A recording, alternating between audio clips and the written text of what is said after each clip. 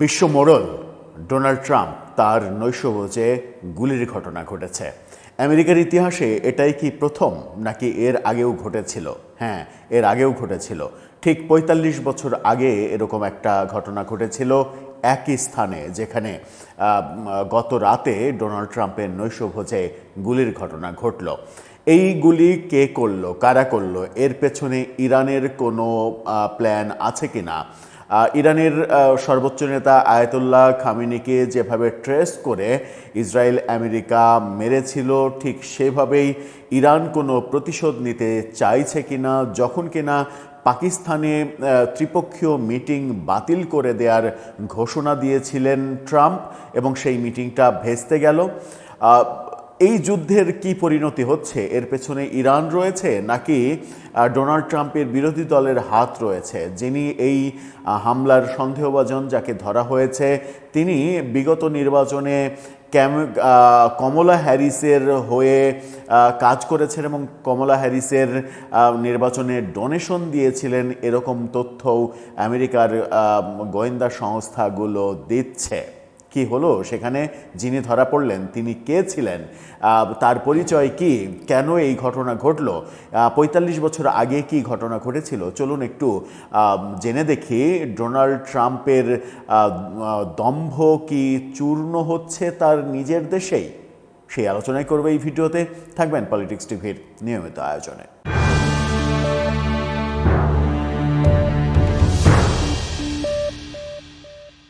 দর্শক, বলছিলাম ভয়াবহ ঘটনার হাত থেকে বেঁচেছেন গত রাতে ডোনাল্ড ট্রাম্প।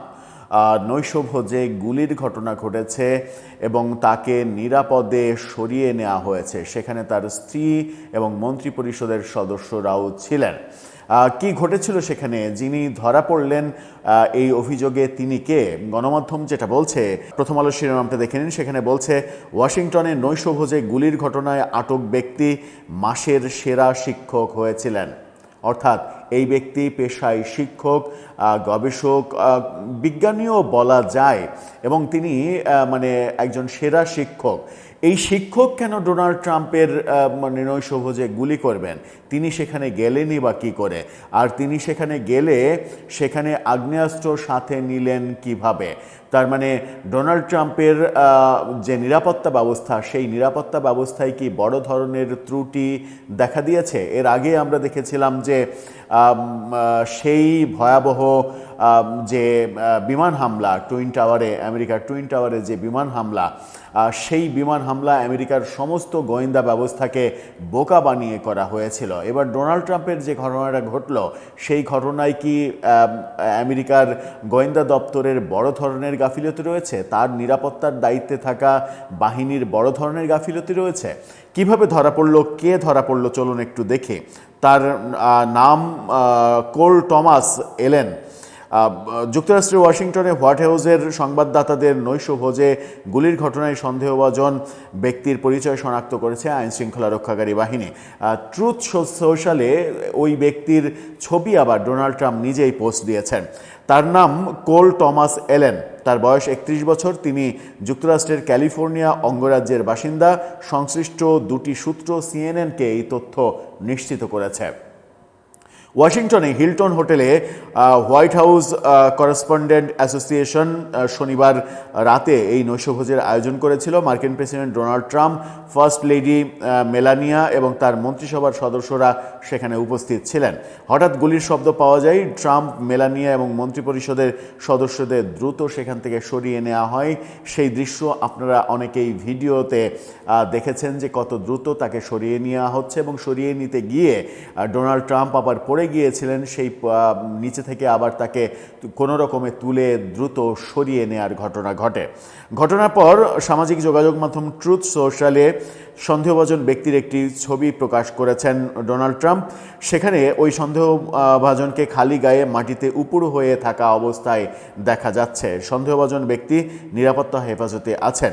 পেশাজীবীদের সামাজিক যোগাযোগ মাধ্যম লিঙ্কডইনের তথ্যসহ বিভিন্ন নথিপত্র যাচাই করে সিএনএন জানতে পেরেছে সন্দেহভাজন ব্যক্তি ক্যালিফোর্নিয়ার দক্ষিণাঞ্চলের বাসিন্দা। তিনি একজন শিক্ষক এবং ভিডিও গেম ডেভেলপার হিসেবে কাজ করেন। ৩১ বছর বয়সী কোল টমাস এলেন লস অ্যাঞ্জেলেসের টরেন্স শহরে বসবাস করেন। তার নাম ও ছবির সঙ্গে লিঙ্কডইনের একটি প্রোফাইলের মিল পাওয়া গেছে। লিঙ্কডইনের ওই প্রোফাইলে তাকে টিউটরিং কোম্পানি C2 এডুকেশনের খণ্ডকালীন শিক্ষক হিসেবে উল্লেখ করা হয়েছে। কোম্পানির সামাজিক যোগাযোগ মাধ্যমের পোস্ট অনুযায়ী 2024 সালের ডিসেম্বর মাসে C2 এডুকেশন তাকে মাসের সেরা শিক্ষক হিসেবে স্বীকৃতি দিয়েছিলেন। এই মাসের সেরা শিক্ষক তিনি এখানে কিভাবে গেলেন, কিভাবে তিনি অস্ত্র পেলেন, গুলি করলেন কেন, কাকে উদ্দেশ্য করে গুলি করলেন, এই আলোচনা যেমন চলছে তেমনি আলোচনা চলছে যে তাকে মানে ডোনাল্ড ট্রাম্পকে আক্রান্ত করার পেছনে ইরানের ভূমিকা আছে কিনা।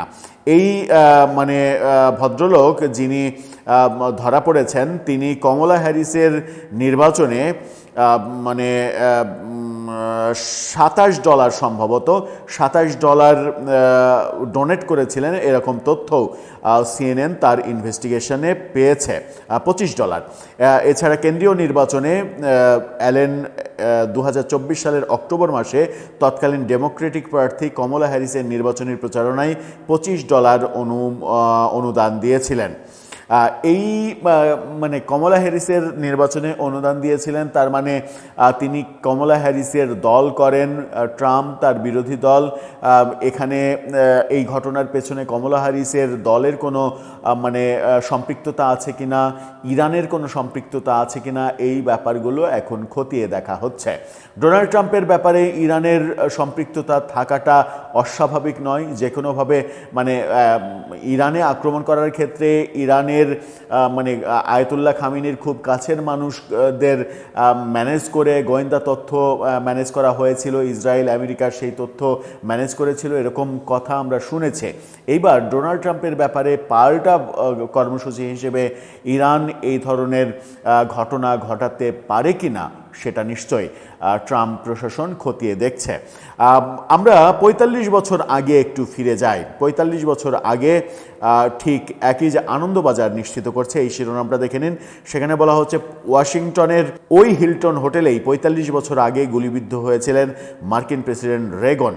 কি ঘটেছিল? 1981 সালের 30 মার্চ আমেরিকার তৎকালীন প্রেসিডেন্ট রোনাল্ড রেগনের ওপরে হামলা হয়েছিল হোয়াইট হাউসের অদূরে হিলটন হোটেলে। এবার সেখানে নিশানা করা হলো ডোনাল্ড ট্রাম্পকে, অর্থাৎ 45 বছরের ব্যবধানে দ্বিতীয়বারের মতো ঘটনা, তাও আবার ওই হিলটন হোটেলে একই জায়গায়। এর আগে আমেরিকার প্রেসিডেন্ট রেগন আক্রান্ত হয়েছিলেন এবং গুলিবিদ্ধ হয়েছিলেন। এবার ডোনাল্ড ট্রাম্প বেঁচে গেলেন, তাকে সরিয়ে নেওয়া হলো মানে জায়গা থেকে নিরাপদ স্থানে।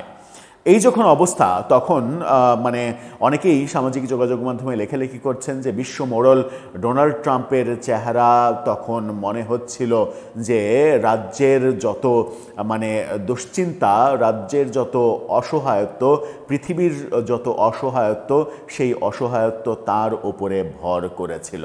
দর্শক, আপনি এটাকে কিভাবে দেখছেন? মানে এটাকে কি অহংকারের পতন হিসেবে দেখছেন, নাকি এটাকে বিচ্ছিন্ন ঘটনাই ভাবা যেতে পারে? আপনার মতামত জানিয়ে লিখতে পারেন আমাদের কমেন্ট বক্সে।